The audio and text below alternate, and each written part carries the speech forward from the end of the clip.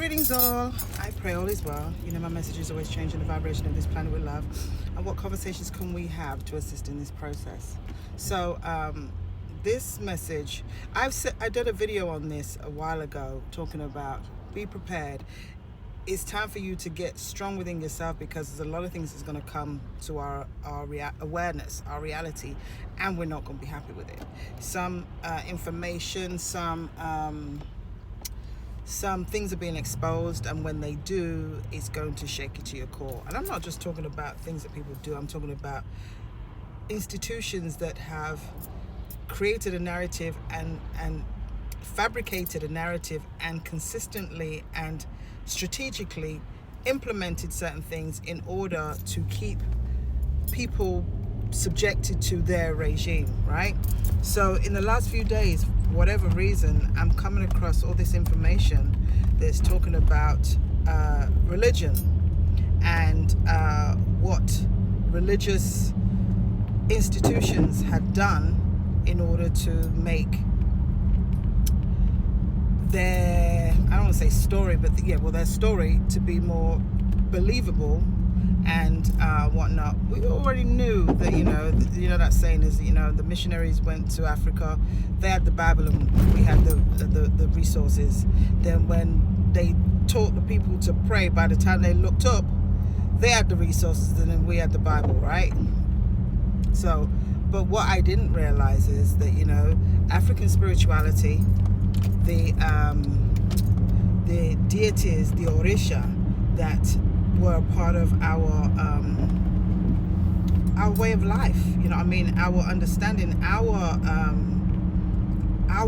divine wisdom. I didn't know about this aspect of it, but apparently there was a war between Yahweh and the Orisha, and Yahweh did not win. And so in order to minimize the information or the impact that the Orisha had, they did so by demonizing them, calling Eshu Satan, Oshun like almost like a prostitute, just so many different narratives.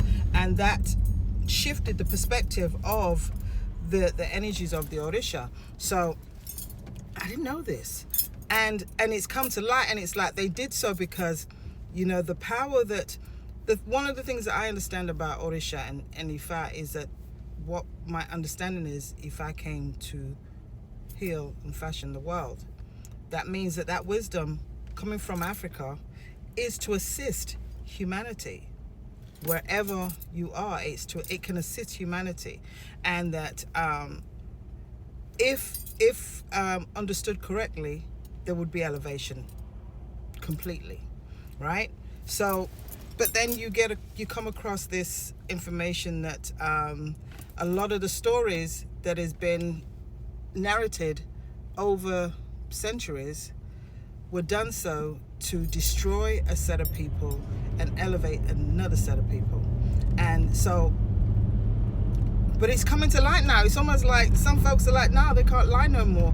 They've done this for so long and they cannot maintain that space. So all of this information is coming to light, and it's like I said before, this information, the truth will always come to light, because you know what? Iyami that we know about Iyami is about the truth, and they're exposing stuff and putting people in places where you cannot deny the truth.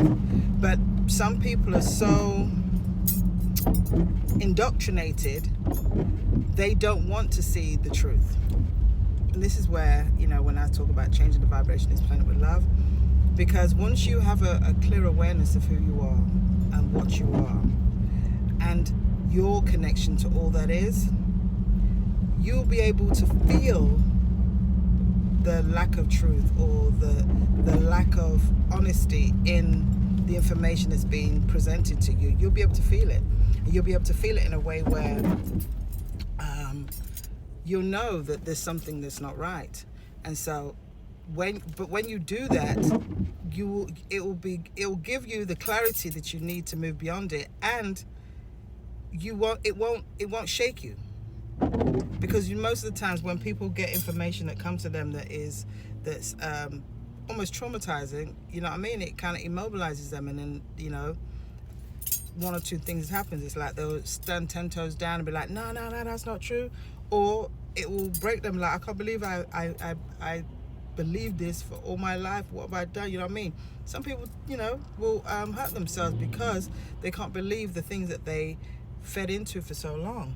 So I said all this to say that, you know, the truth of things are coming to light. The truth of a lot of information is coming to light, whether you want to accept it, whether you like it or not. The truth about who and what we are, due to in religious terms, or the narratives that certain people implemented because of the power and the force that the Orisha had, which they demonized so badly. And I was like, I can see that now, because, you know, before I understood anything about Orisha, you know, the little stories that I'd heard just in passing, it was like, oh yeah, they're you know, they're wicked. They, you know, they try and control you. They possess you and take your body, and you can't do nothing. You know what I mean? Once, if you give your life to them, they'll take it, and you don't even know who you are again. And, you know, I was shocked when I heard those kind of stories, but now I see why. Because that's not the case. That's not the case at all. And I've been initiated for some years, and into Ifa and Orisha, and that's not been my experience at all. But I know that that information, that wisdom, has guided my life in ways that I wouldn't be here without that wisdom, without that knowledge, without that support, without that energy. I feel the energy. They come, they speak to me in my dreams. They come, they let me know so much stuff. I'm so thankful for that wisdom, and that's my ancestral wisdom. That's my ancestors. That's that energy. I already understand. Without them, we don't exist. Without us, they don't exist. We are one. That energy, that consciousness is a higher consciousness than we have ever been. So that is here to support our way of life. So, but when it's been demonized to say that, you know what I mean, that it's not something that we should listen to, it wants you to revert to something else.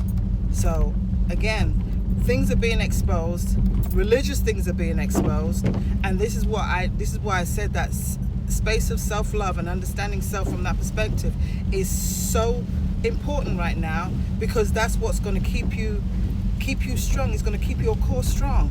And if your core isn't strong, you're going to waver based upon the information that comes to light. A lot of things are coming to light, and you cannot escape it. The lies have been in effect for so long. It's almost like the lie is the truth and the truth is a lie. The lie becomes the truth and the truth became the lie. And so, but once it comes to the reality of, what was the other thing that I was saying? Certain pieces of the Bible that was talking about what the way when Jesus, this just came, was it yesterday? There was one talking about, there was a certain Bible that they extracted certain things out of, and they couldn't even translate certain wording. This is, I think, when they said that Jesus came back after the resurrection and what he was teaching.